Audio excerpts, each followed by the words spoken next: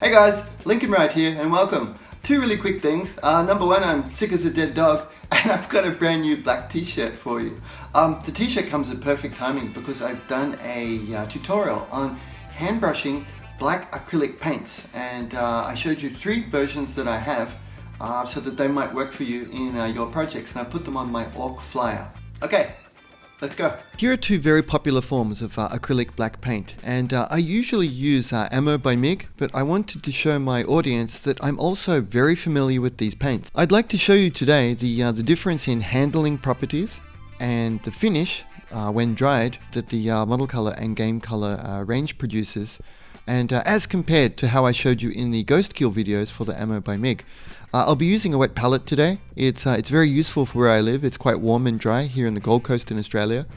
And when I'm painting details and using the paints for a longer time, the wet palette, it helps to keep the paint wet. It draws water up from below. I'll do another tutorial for you if you're interested and show you how I make my wet palette. It's very simple and cheap. I use tap water, and here's a size 4 Leonhardi brush that I got from Hobbyco, the guys in Sydney, Australia. And I add just a touch to stretch out the paint and to use it in a consistency of about 50-50 water with paint. Hey, I wonder if you guys are the same as me. When I go back to another paint that I'm pretty familiar with, I used to paint a lot of Games Workshop miniatures with Vallejo model color, say 12 years ago. It's like riding a bike. As soon as I start touching the brush back to the model, I instantly remember the properties of the paint, and it gives me that really fun feeling of nostalgia. But I do remember some of the drawbacks. The positives with the drawbacks. There's never any bad things about any paint.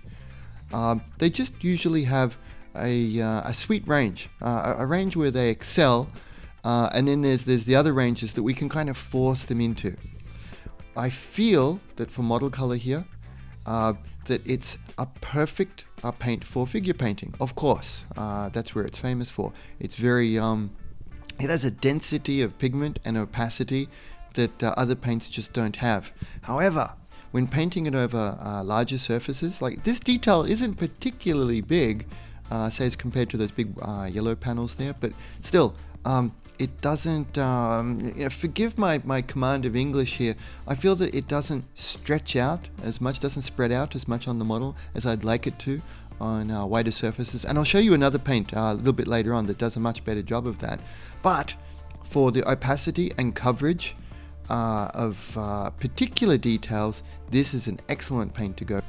Flipping the model around so that you can get a better view here, and I thought this is a perfect place to show you how the Vallejo model color, it does have a tendency to cling, to stick to the brush. So even with the size 4, an older brush here, I've been using it for about a year, it's not particularly pointy anymore. I'm able to achieve a great deal of control and paint quite a fine line on a model of this size anyway, with the size 4 brush. And it's easy to keep, to color in between the lines, right? That is a really cool property of this one. That I would say that it has a slightly higher surface tension. Even though you're adding water, you'd think it would be created equal, but it's not. There's different properties and things added to the paint that will change the surface tension of it. So you can see here that is a big positive with using Vallejo. Okay, next, game color black. And I remember you, game color. I remember thinking I was super pro when I changed from Citadel to Vallejo game color, and the dropper bottles were new to me, and I was like, whoa, wow, these are really cool. I mean, they're still good, but now I realized it doesn't have the little shaker ball inside that I'm used to with my Ammo by MIG paints. So I was kind of a little bit, I was waiting for the little ball bearing to start going around inside, but I was waiting for a long time. It didn't happen. Getting into the paint though, very familiar again. It's that paint bicycle thing that I was babbling about a few minutes ago. The paint does feel different though. I remember thinking back in the day that they had just rebranded them, that it would be the same stuff in a different bottle, but it's not. It's clearly not. I mean, it's based on the same paint, but they've definitely altered it. It feels thinner. It has a slightly lower surface tension. It does not cling to the brush as much, and it does have a slightly translucent property as compared to the opacity and density of the Vallejo model color. which can be super useful and used for certain effects. Alrighty, let's give it the straight line bomber test. And as I mentioned before, this paint, it doesn't feel like it clings as much to your brush, but it is still pretty good for details. It's kind of a happy medium, I think.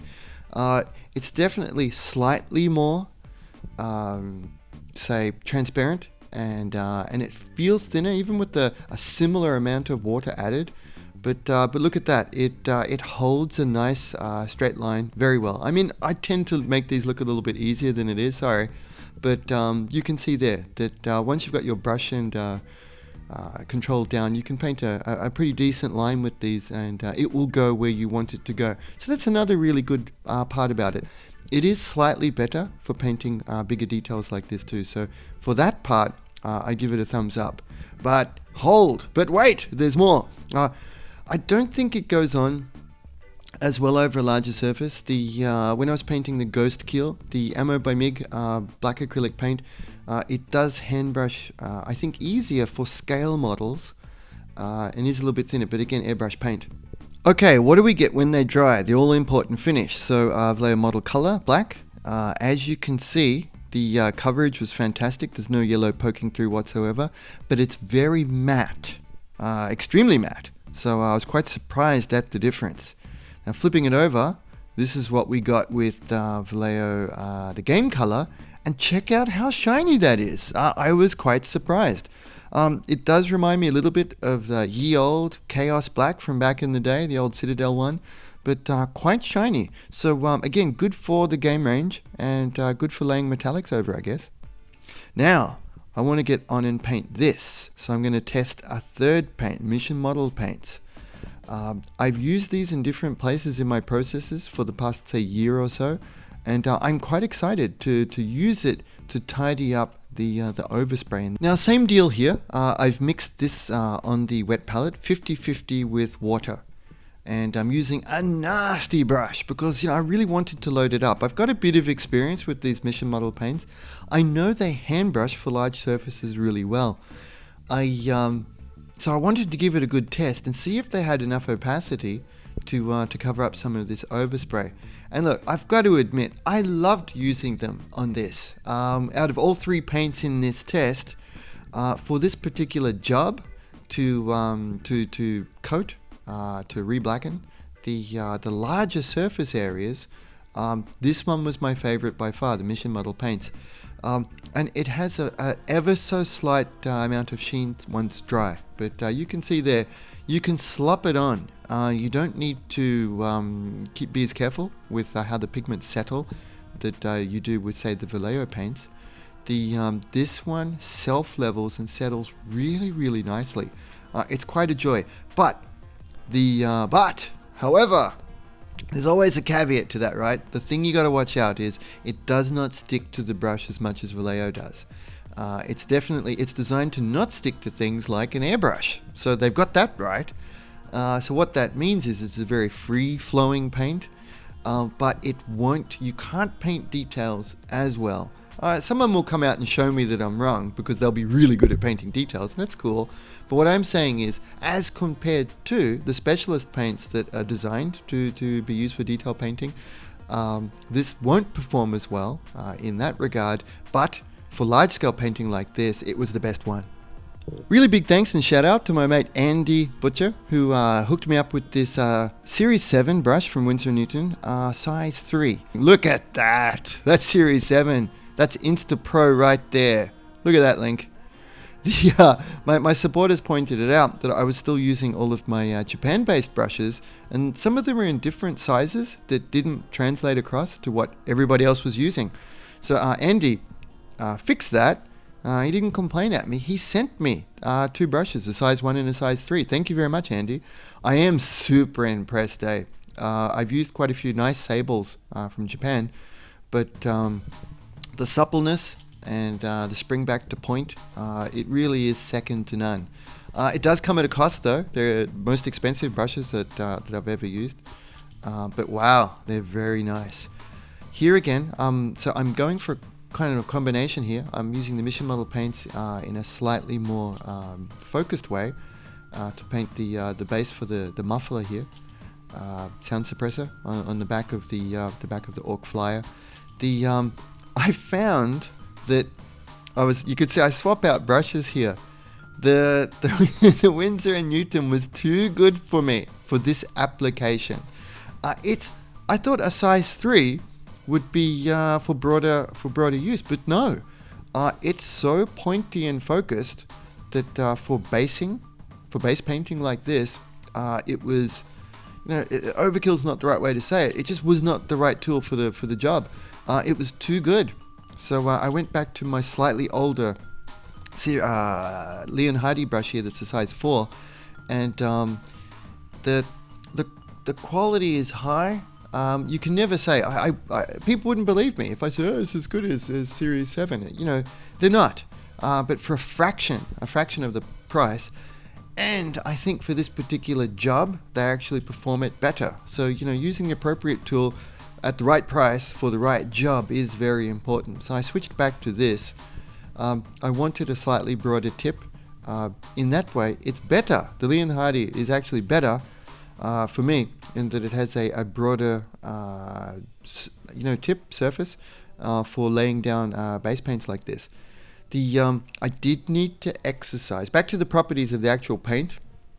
I wanted to make that point about the brushes, because you would see the change and, what are you doing, Linc? You didn't say. So back to the paint. It's still reasonably good. You do need way more control, because if you get this over an edge or it touches another surface, because of the very low surface tension of this mission model paints, boom, it's going everywhere. So just a word to the wise there. You need to have very good brush control. Be very careful when you're getting it into other ones. So I wouldn't really go for details smaller than this. I was able to get it done, but my brush control is really good, and I just made sure I didn't have the brush too loaded once I got into tight spots. Okay, and that's how it dries. Look at the sheen on the muffler parts. I really like how the Mission Model Paints acrylic black dries there. It's beautiful, isn't it? Now, to get a little bit more value, Andy hooked me up with this awesome brush, so I'm coming back to paint details with it. So for the smaller ones, I'm going back to the Series 7 size 3 brush. And very nice. I really like how it handles, nice and pointy, and a really cool way to finish off this model. I needed to make sure that the paint was just, that 50-50 consistency here. If there's any places where I've not mentioned how I've thinned the paint, for basing models like this, I generally go for about a 50-50 mix with tap water. And that sees me pretty well across most of these acrylic paints. And then it's just the different properties. The model color was a little sharper and dried very flat. Game color dried slightly glossy and was kind of in the middle. And then Mission Model Paints gave a very nice consistency, especially for painting over the large surfaces. Saying that though, I'll probably go back to my Ammo by MIG paints again next time, just because I'm a little familiar with them, and I like the flatness that they dry with. But this was fun. It was kind of cool to do a bit more of an experiment, and just to show you that I'm not owned by any one particular company. I have access to a bunch of different kinds of paints, and generally speaking, I just go with what I like. Hey guys, do let me know if you'd like some other products compared. I have access to almost everything, and I'm happy to give you the straight Uncle Linc version on how they compare, how they perform, and make sure that you're using your money to buy the products that will work best for you. And do subscribe. I don't want you to miss out on any content from me, and I look forward to chatting with you in the next video. Cheers, bye. Hey, do you like Warhammer 40k? So do we! We're doing a group build in the Paint on Plastic Facebook group. Link in the comments below, come check it out.